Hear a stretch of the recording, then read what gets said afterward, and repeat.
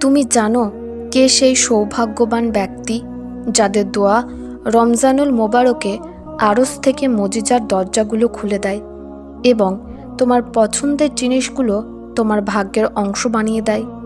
এবং কি সেই তিনটি বিশেষ চিহ্ন যা প্রকাশ করে যে তোমার দোয়া এই পবিত্র মাসে কবুল হওয়ার মর্যাদা পেতে চলেছে?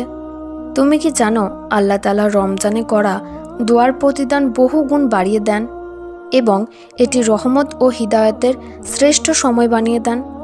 রমজানে করা দোয়াগুলোর দ্বিগুণ ফল লাভ করা যায়।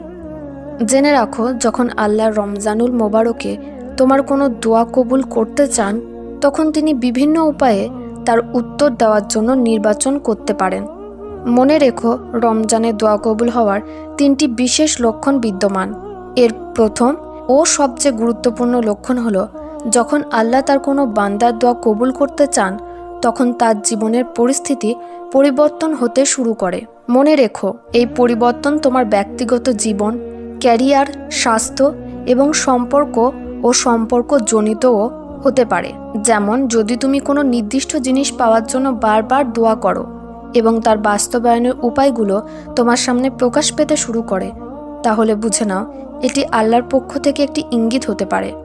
উদাহরণস্বরূপ, যদি তুমি নতুন কর্মস্থানের জন্য দোয়া করো, তাহলে সম্ভবত আকস্মিকভাবে তোমার কাছে কোনো চাকরির অফার বা কল আসতে পারে, অথবা হঠাৎ করে কোনো চাকরির প্রস্তাবও পেতে পারো। একইভাবে, যদি তুমি তোমার সুস্বাস্থ্যের জন্য দোয়া করো, তাহলে হঠাৎ করে তোমার শারীরিক বা মানসিক স্বাস্থ্যের উন্নতি অনুভব করতে পারো। জীবনের পরিস্থিতির এই আকস্মিক পরিবর্তন এই বিষয়টির স্পষ্ট ইঙ্গিত দেয় যে আল্লাহ তাআলা তোমার দোয়া কবুল করেছেন এবং তিনি তার উত্তর দিচ্ছেন। কুরআন নিজেই বলে, তোমাদের রব বলেছেন, তোমরা আমাকে ডাকো, আমি তোমাদের ডাক কবুল করব।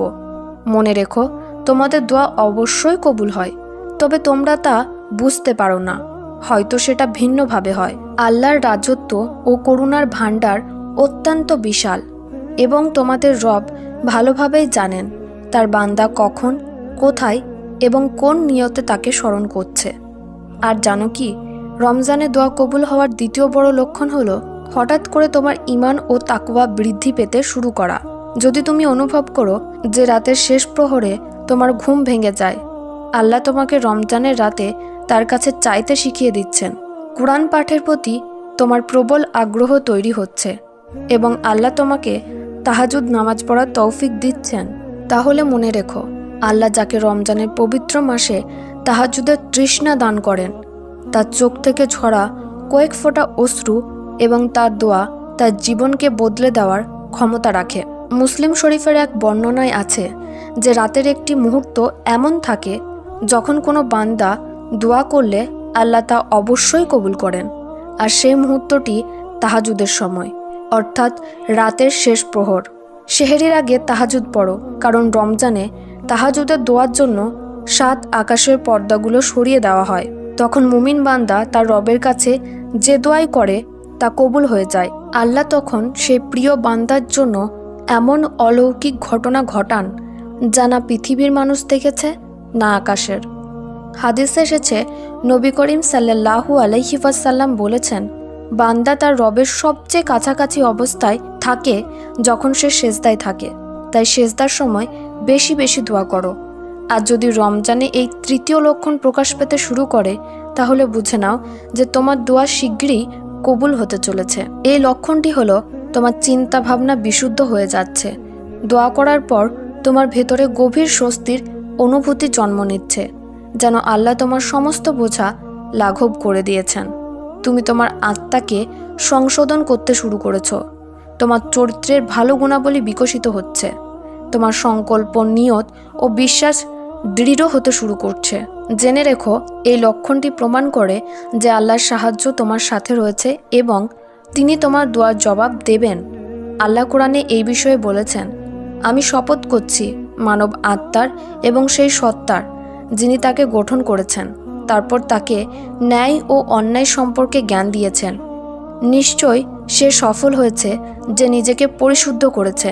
মনে রেখো, রমজান মোবারক এমন একটি বরকতময় মাস যেখানে সৎ হৃদয় নিয়ে দোয়া করলে তা দ্রুত কবুল হয়। তুমি তোমার দোয়ায় আন্তরিক হও এবং ধৈর্য ধরো, কারণ ধৈর্য তোমার দোয়া কবুল হওয়ার সম্ভাবনাকে অনেক বাড়িয়ে দেয়।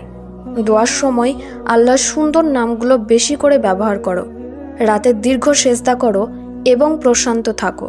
তোমার রব মুজিজার মালিক, তিনি শীঘ্রই তোমার জন্য এমন কিছু করবেন যা তোমার জন্য তোমার কল্পনার চেয়েও অনেক ভালো হবে।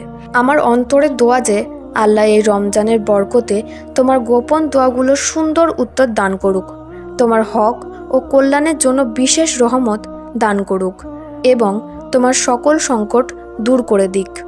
আমিন। প্রিয় দর্শকগণ, যদি আমার ভিডিও আপনাদের ভালো লেগে থাকে তাহলে লাইক ও সাবস্ক্রাইব করুন এবং কমেন্টে জানাতে ভুলবেন না। আরও এমন ভিডিও পেতে আমাদের চ্যানেলটি সাবস্ক্রাইব করুন। জাজাকাল্লাহ। আমার অন্তরে দোয়া যে আল্লাহ আপনাদের সবাইকে সুখী ও সমৃদ্ধ রাখুক। আমিন।